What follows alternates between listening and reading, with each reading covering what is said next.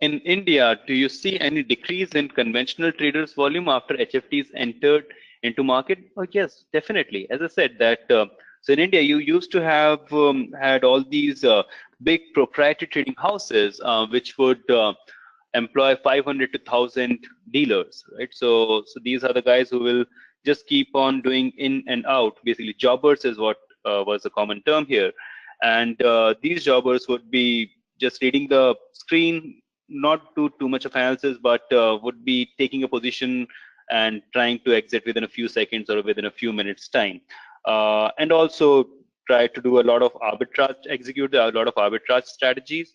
So all those things were very popular, but with algos, obviously these things are very much replaceable, very easily replaceable by the machines. So that's what happened. So those kind of firms had to shrink, but most of them did change their strategy and change the business model also, and move more on the quant oriented side. So that was the change that we saw in India.